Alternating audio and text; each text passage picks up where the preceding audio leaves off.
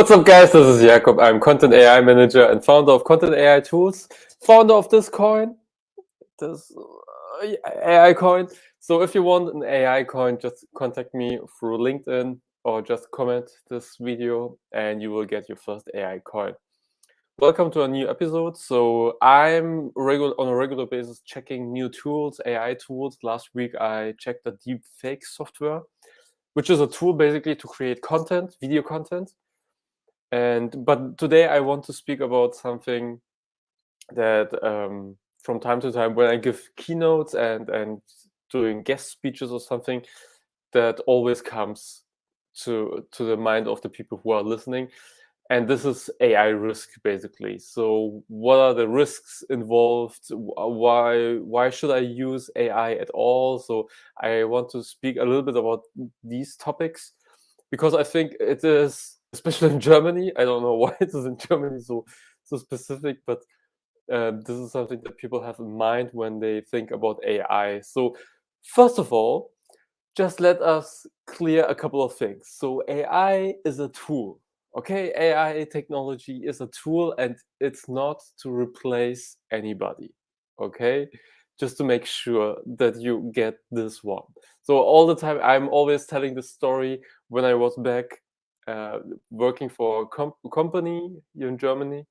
I was on these conferences and listened to AI stuff and basically GPT-3, so which is the technology to use to create articles, blog articles, and text production. And I was one of the few people in the room who were excited. The other people were just, well, we have a couple of years, right, before the AI is replacing us. And let me stress this, it's not about replacement, okay? So you don't have to worry about what you're doing.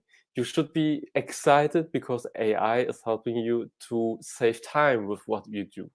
So this is a huge mind shift change, in my opinion, that you have to have in your head. So you have to think about AI in a way, how can it help me to make my life easier? It's a tool at the end of the day. You have to make sure that you get this one.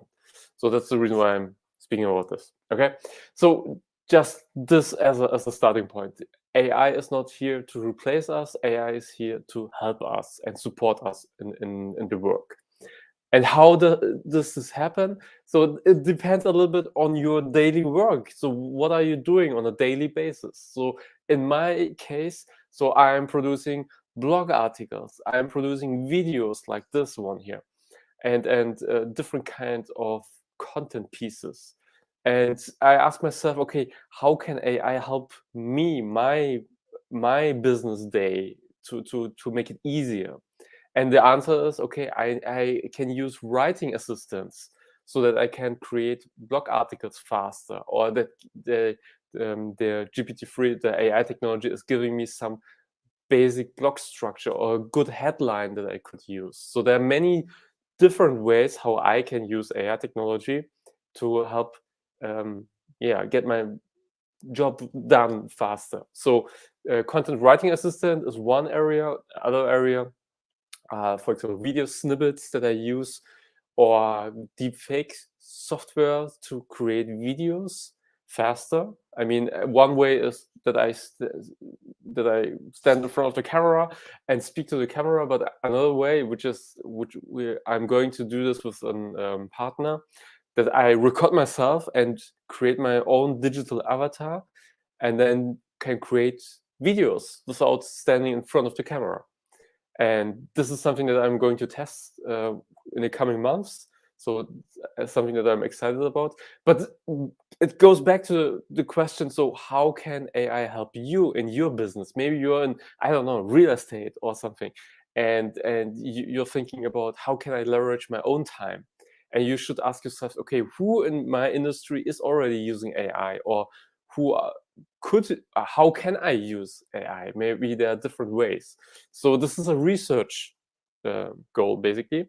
So, but back to the question of AI risks. So there are risks involved. You have to be aware of these facts.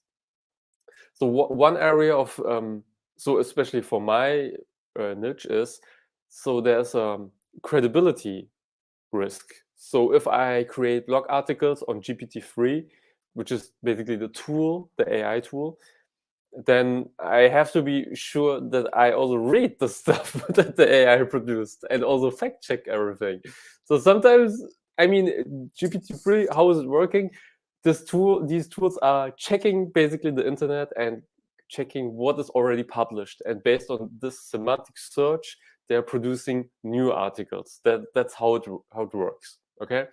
And if there is bullshit around in articles, then the AI will grab these facts and produce something. So you have to be sure. So that's my job basically.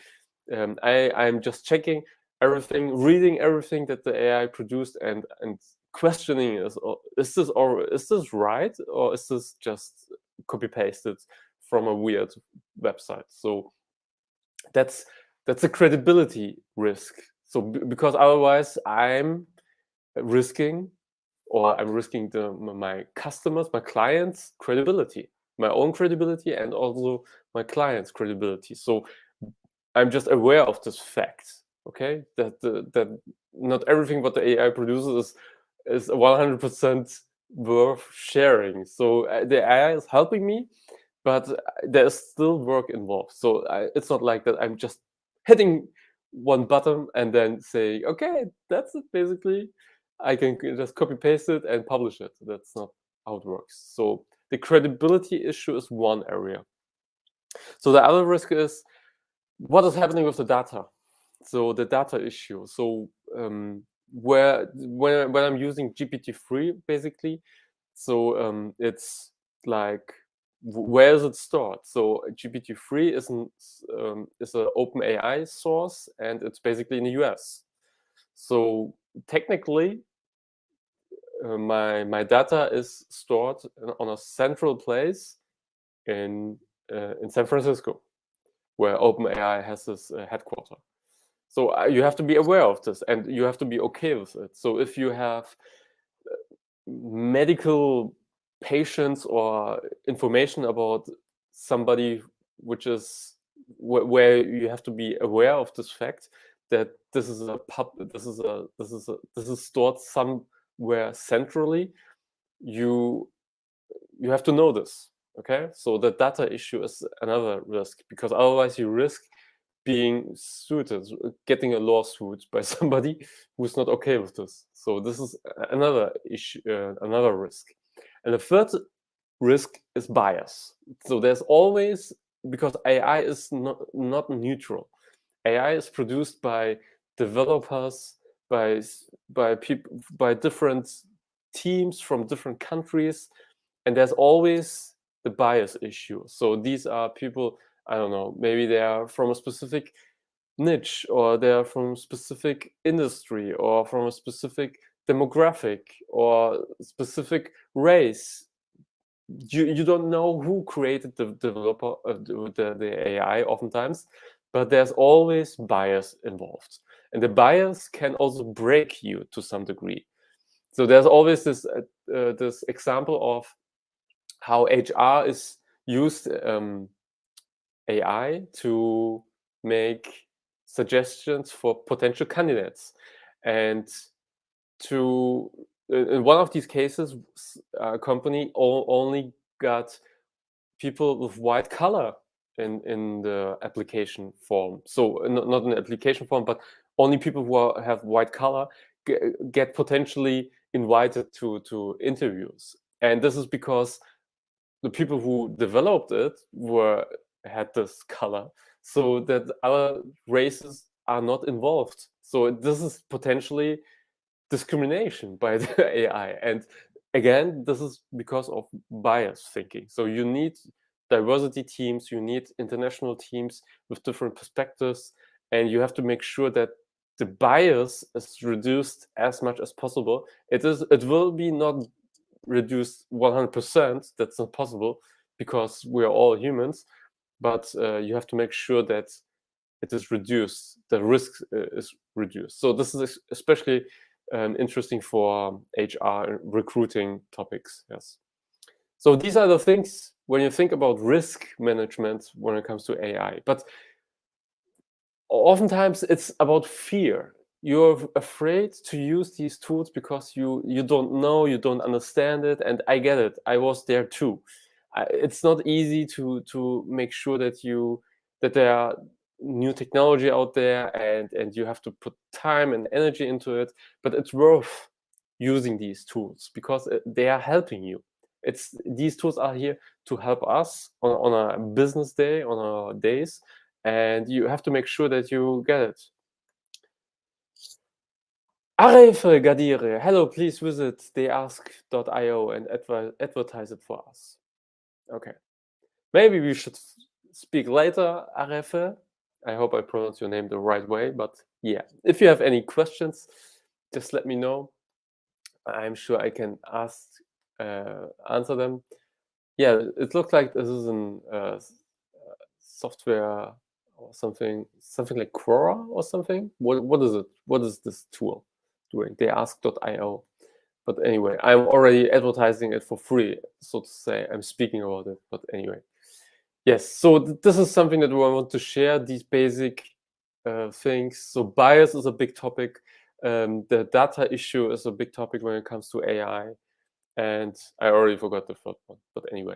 So my advice would be just test these tools and make sure that you minimize the risk, the risk that is involved with AI. Because when I look how I worked 6 months or 12 months ago, it's completely different because I'm using these tools almost on a daily basis, and there are coming more and more tools into the place. And make sure that you just, as a business owner, not only just launch an AI project or something, so that you really bring value to your clients. That's very important. It's not about, so in these days people say that's web free and this is AI just to make fancy marketing campaigns, but I don't believe in that. So you have to make sure that you bring actually value to you and to your clients. So when I'm using these tools, I can produce faster content. That's the main, the time issue is the biggest advantage. So I'm saving time and at the end also money because I can produce faster. That's the main benefit for me. And you have to ask yourself, so what's the main benefit for you and your clients? Okay, that's it. Long story, and just try these tools. There's a free trial that you can use 5 days or 7 days or whatever without giving your credit card information or something.